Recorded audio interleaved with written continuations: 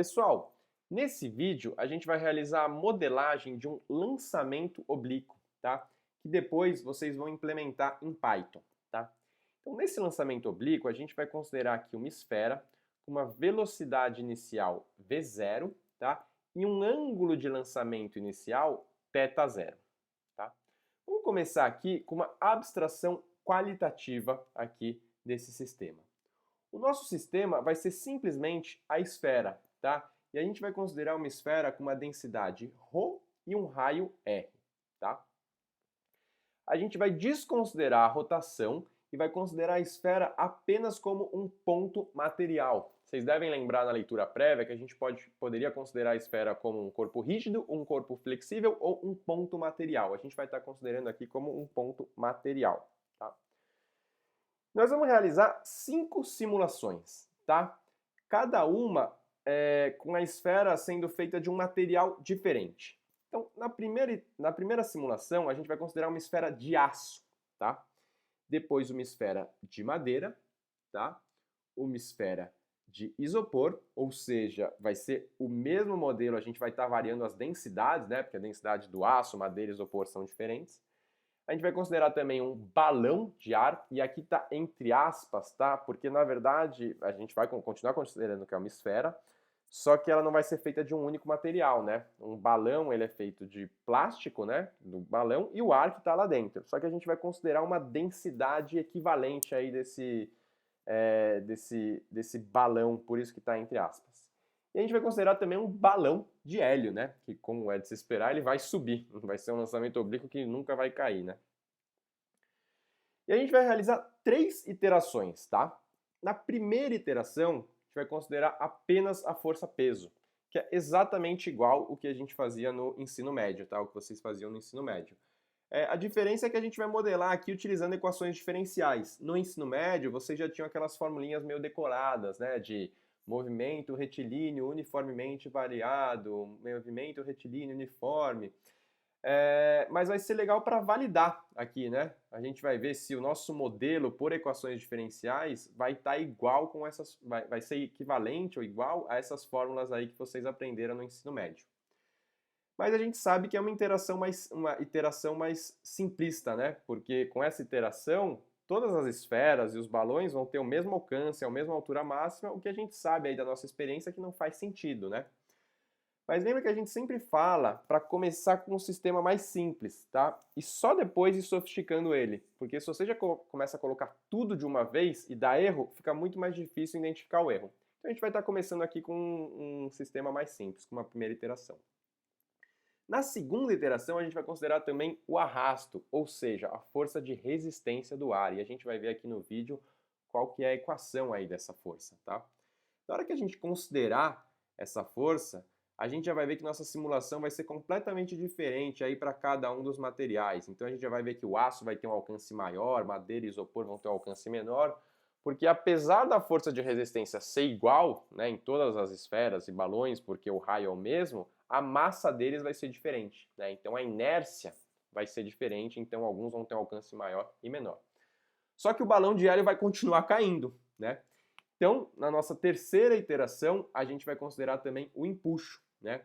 Vocês devem lembrar mais de empuxo quando vocês viram problemas onde você submergia, né, algum corpo, algum elemento em água, né?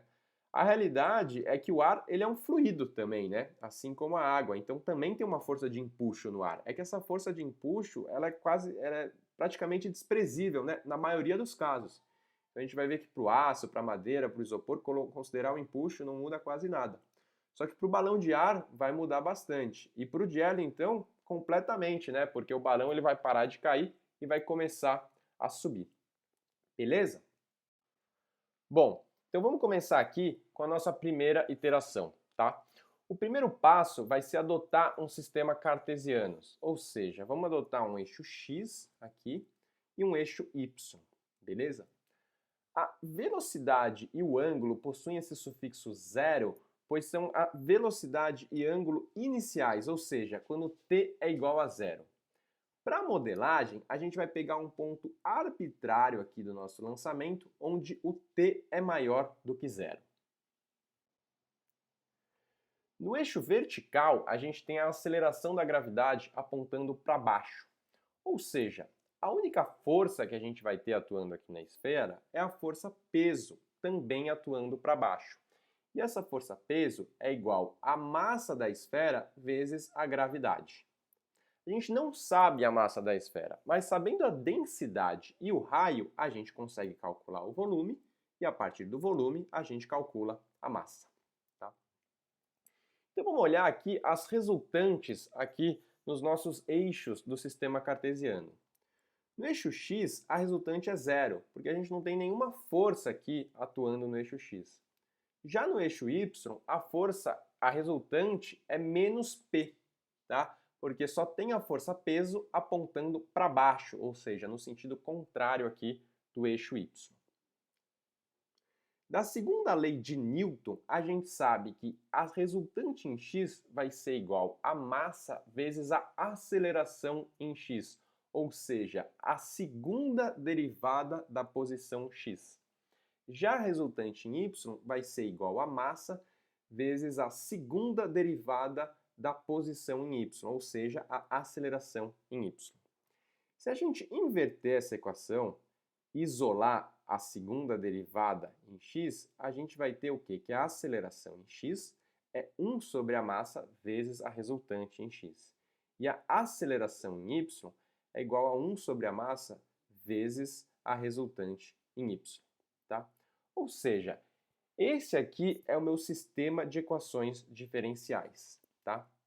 Só que note que eu estou falando aqui de um sistema de equações diferenciais de segunda ordem. Né? E para implementar em Python, a gente precisa ter um sistema de equações diferenciais de primeira ordem.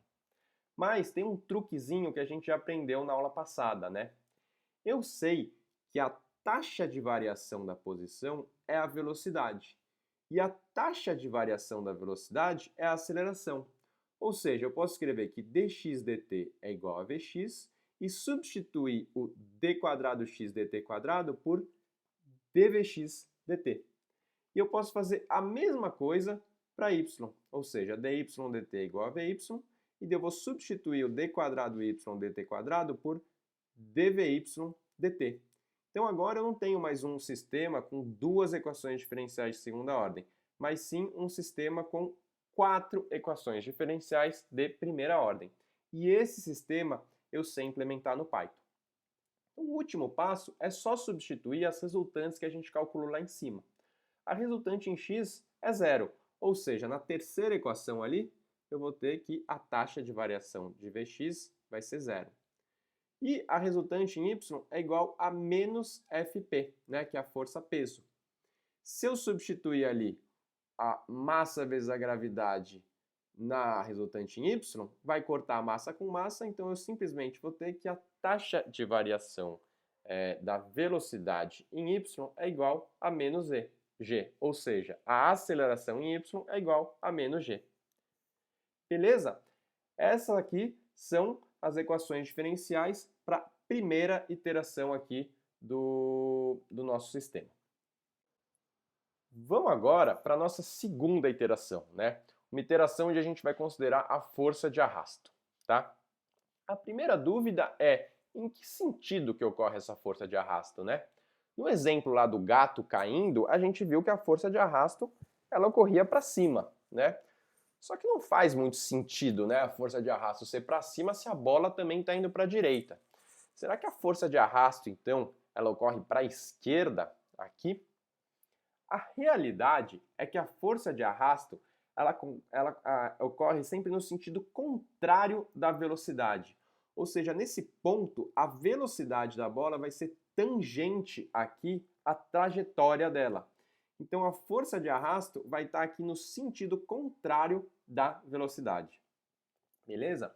Então, eu tenho duas forças aí atuando na minha esfera agora. A força peso e a força de arrasto, tá? Note que o vetor velocidade não é uma força, tá?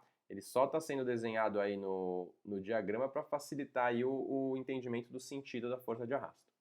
A força peso eu sei que é a massa vezes a gravidade. E a força de arrasto ela é dada por uma equação que é a seguinte. Ela é meio vezes a densidade do ar, que é esse ρA, vezes a área da secção da esfera, ou seja, como se eu fatiasse a esfera no meio, qual que é essa área, tá? Vezes um coeficiente de arrasto, que é um coeficiente adimensional, vezes a velocidade ao quadrado. Ou seja, quanto maior for a velocidade, maior vai ser a força de arrasto. Quanto maior for a área da minha esfera, maior vai ser também a força de arrasto. Quanto maior for a densidade do meio, no caso aqui o ar, maior também vai ser a força de arrasto. Tá? A área da esfera a gente consegue calcular a partir do raio. E o coeficiente de arrasto de uma esfera, ele é bem conhecido, tá? Ele é igual a 0,47. Se vocês depois derem um Google aí, vocês conseguem achar o coeficiente de arrasto de várias formas diferentes, até coeficiente de arrasto de carros, aviões, para ter aí uma sensibilidade, tá? Então, vamos novamente ali calcular qual que são as resultantes em x e em y. A resultante em x vai ser a componente em x da força de arrasto, tá? Que é essa decomposição aqui da força de arrasto no eixo x. E a resultante em y vai ser menos a força-peso menos a força de arrasto, só que a componente dela em y, tá? A gente vai ter que decompor essa força de arrasto em x e em y. Beleza? Só que como é que a gente vai fazer essa decomposição, né? Qual que é esse ângulo aí para a gente calcular os senos e os cossenos? Então, note que a velocidade ali, ela forma um ângulo θ. Lembra que a gente tinha um ângulo θ0, que era o ângulo de lançamento inicial, tá? A velocidade, a gente também pode decompor ela em uma velocidade Vx e uma velocidade Vy, que por sinal já são aqui os estados da minha equação diferencial, né? Se você for ver o sistema de equações diferenciais, eu já tenho Vx, Vy, taxa de variação em x, taxa de variação em y, tá? Ou seja, eu consigo calcular a velocidade a partir aqui de um teorema de Pitágoras, né? Raiz quadrada de Vx quadrado mais Vy quadrado. E eu consigo calcular o cosseno desse ângulo θ, tá?